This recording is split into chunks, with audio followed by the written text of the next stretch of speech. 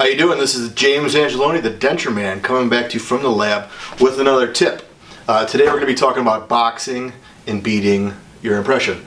We have something pretty exciting, is the new Locator RTX that we took an impression on with my good buddy Dr. Dilibrato, which is a prosthodontist in Westlake, Ohio. So I'm pretty excited to pour this up because this will be the first Locator RTX model that I'm pouring up. But with that, we're going to be using some products. One of my favorite pieces of equipment in the lab is the Wonderfill Wonderadmix. If I said that right, Wonderadmix. It has an optional sphere on top that's going to help us with our boxing and beading and pouring the model itself, which you'll see in a second. The next thing we're going to be talking about is the Wonderfill Wonderadmix. We're going to be using that instead of regular tap water, just like the last video. Another product we'll be using, again, will be the Wonderfill from Denture Creations with their Wonderformer, which is going to actually box and bead our impression for us. Of course, we're going to be weighing out all of our stone and liquid that's going to be going into our model. But first, we're going to be talking about is the GC America Fuji Rock IMP. Now, the IMP does stand for improved, but what I like for you to think about it is implants, because of the fact that it has a very low expansion rate. Right now, the Fuji Rock IMP has an expansion rate of 0.06, which is going to be really great for all of our impressions that utilize implants, because of the fact that the polyvinyl and polysulfite and polyether will expand upon a 0.05. So the closest thing we can get to that is the 0.06 of the Fuji Rock IMP. So I'm going to clean all this up. We'll get back to the back bench and you could watch me pour up a model. Alright, the first thing I have here is one of our suck downs for our suck down machine. That one there is just made to make custom trays, so it's nice and thick. There's also pink ones and clear ones. The pink ones are a little thinner than the blue ones that are made for the custom trays. I don't make custom trays out of these, but these are great for pour-ups. Alright, so the first thing I usually do is get a nice big wad of Wonderfill out. So I'm going to go ahead and be generous. Go ahead and get yourself a nice glob of Wonderfill. Okay, so that's the first thing I do. Pound it out with your fist right there. And now you kind of want to get the spot where the impression is going to be. So go ahead and take that, and now you can see the 3 marks. And what I'll do is I'll push that down, because what you don't want to do is you don't want to distort any of the impression material that's unsupported. So if you just took your impression and just shoved it in there, what's going to happen is any of these unsupported areas, what actually do is displace and give you a not so accurate model. So I'm going to go ahead and stick it in that little groove I made, and then I'm going to go ahead and fill up this tongue area here.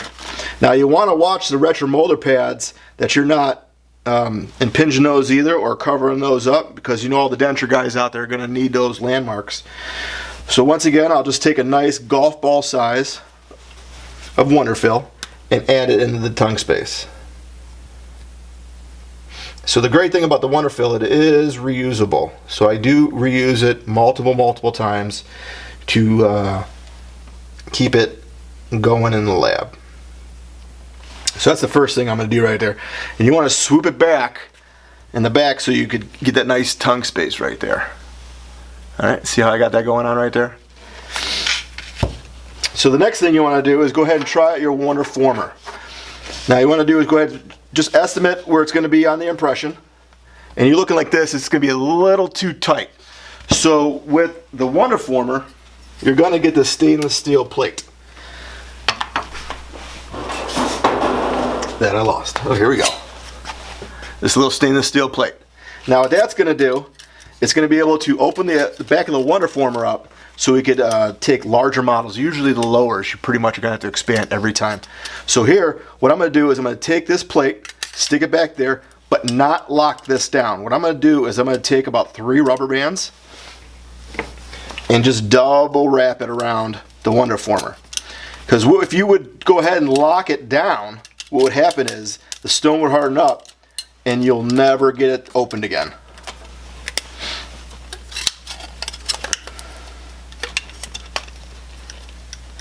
But you want it nice and tight so none of the stone leaks out. That's why I'm going to put one on the top there and also one on the bottom.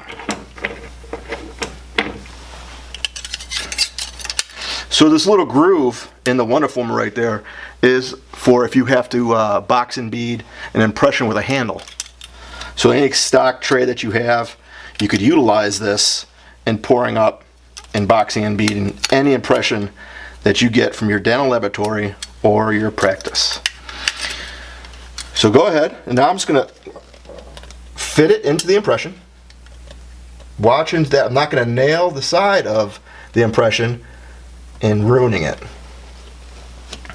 So there we go. And that's why I was really generous with the stuff around the side. So I got the inside going on pretty good.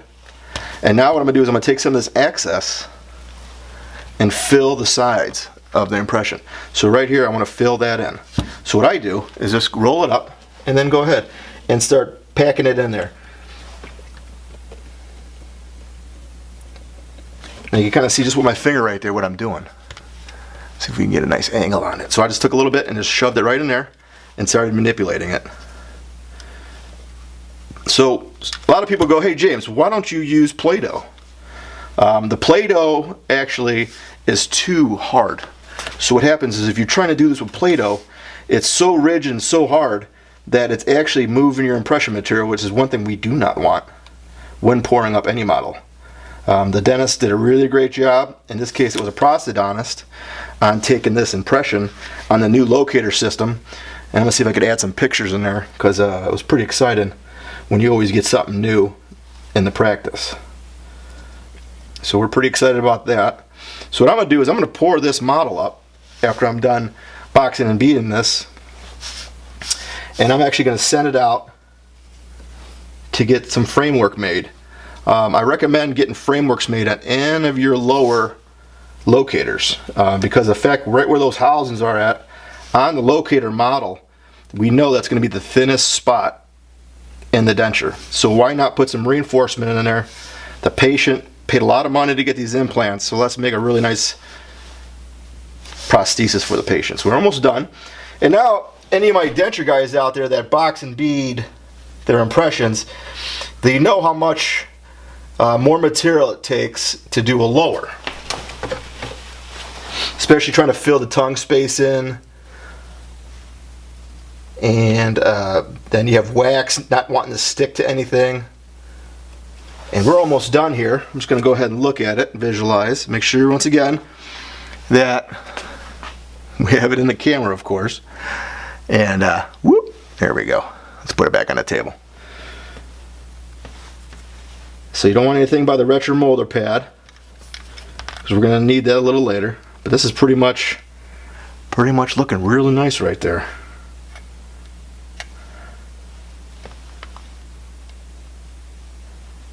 All right. There we go. Tongue space is looking really good.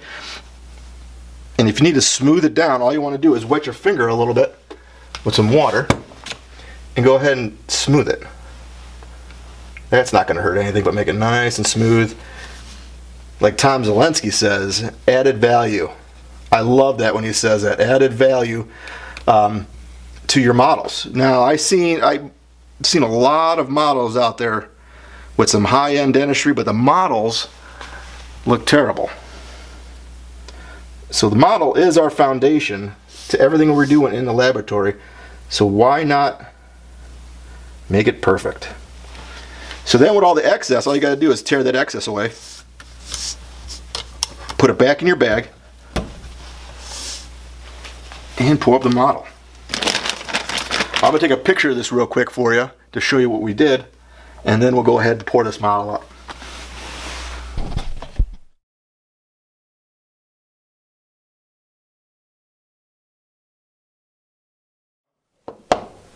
Off camera, I went and weighed out 300 grams of Fuji Rock IMP.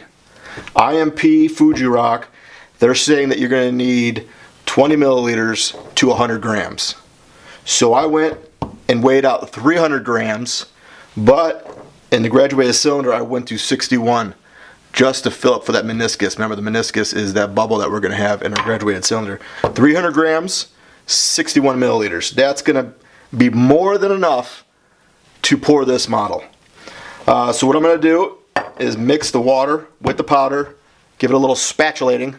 Then I'm going to bring it over to the whip mix for 45 seconds and pour it up. So we're just going to go add our water with the add mix already added in there. Once again, that was distilled water that we used in our add mix. So I'm going to go ahead and give it a nice little spatulating.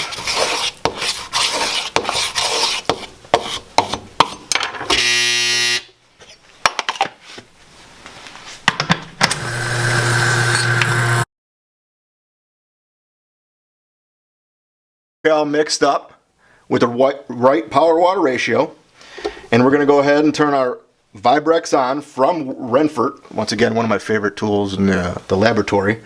And what the Vibrex is going to have, it's going to have a mild setting and a pretty aggressive setting. I usually leave it on the pretty aggressive setting, and plus it also has 4 levels of vibration. Usually I'll start off at 2, but I always pretty much go to the level 3 at the end. So with the sphere, all I'm going to do is put the edge of my cup on the sphere, and you go see it just vibrate right out. Now with the add mix, we're not going to have to add any surfactants in the pour up here because it's already in the add mix. And you can see I'm taking my time, but I'm going to juice it up. So I'm going to go ahead and ramp it up to level 3. And just by that, look at that, it's just flowing right in there. That's not a problem at all. So boxing and beating a lower impression, usually taking a half hour to 40 minutes to do properly, we can do in under 10 minutes. Once again, added value, just like my good buddy Tom says. Turn that off, and that's all we have to do. That's it. We're done boxing and beating that impression. With this stone, I'm going to let it sit for 40 minutes right as it is. And then what I'm going to do is I'm going to bust it out. We'll trim it up on the old model trimmer, and we'll go from there. And we'll be back in 40 minutes, letting that stone dry. Alright, 40 minutes went by. Let's see what we did. I did not touch this in the 40 minutes that it was curing. So what we're going to do is go ahead and get rid of your suck down plate. Go ahead and get rid of your rubber bands that was holding the Wonderformer together, since we didn't use the lock in the back of the system. So go ahead, you want to open it up, and the model will pop right out. Alright, and you see that backing plate that was in the back. Go ahead and we'll wash those up, and you'll see right here what we have is our model. Now we have our Wonderfill. Once again, it is reusable, so go ahead and peel it out, and then go ahead and put it in back in your container. Now I do have a container for used and a container for brand new, so I'm gonna go ahead and put this in the used container, and there we go. There we got our impression. And once again, this is the new Locator RTX system from Zest. So go ahead and pry that out, be ginger about it, and there you go. There is a very nice model. And then what we're going to go ahead and do is get rid of all of our excess Wonderfill. And what I like to do is go ahead and use hot tap water and go ahead and brush it away.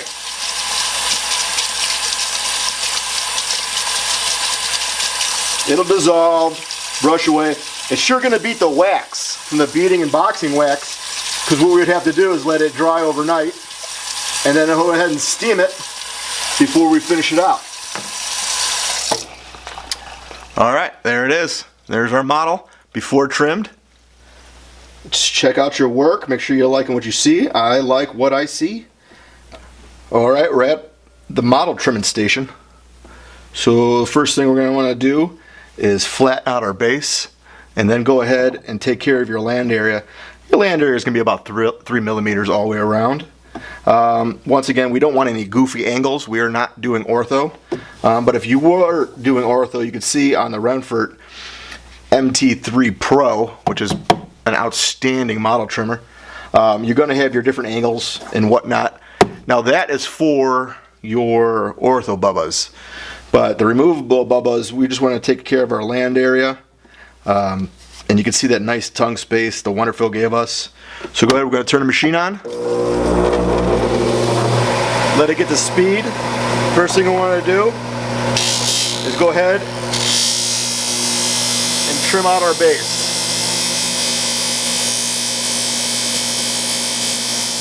Now I will leave it thicker than usual because I will be shipping it out to get a framework made for the locators.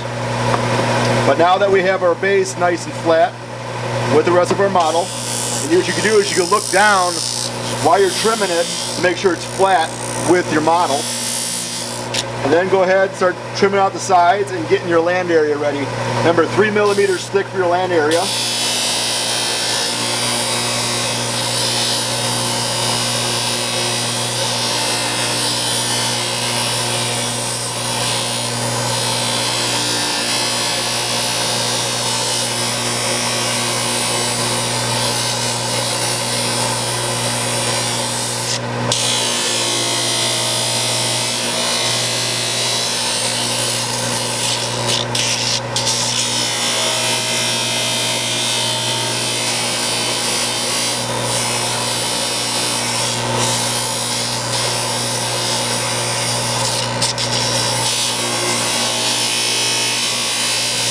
Now you can notice with that MT3 that I have, a lot of horsepower in this. You're not going to be bogging it down with this extremely hard die stone that we have here.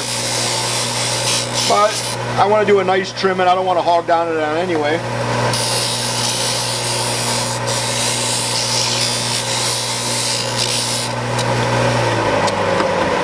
And there we go. There's a beautiful model for us. What I'm going to do now is go ahead and put it in the model drying oven for about 15 to 20 minutes, and then we'll take some pictures and finish it up. Alright, just got the model out of the oven, and here we go, a perfectly boxed and beaded model. Alright, I'd like to give a special thanks to Denture Creations and GC America for the products we used today, and Zest Locator with their new RTX locator system. If you like what you saw, please give me a thumbs up, please subscribe. And once again, this is James Angelone, the Denture Man, and we'll see you in the lab.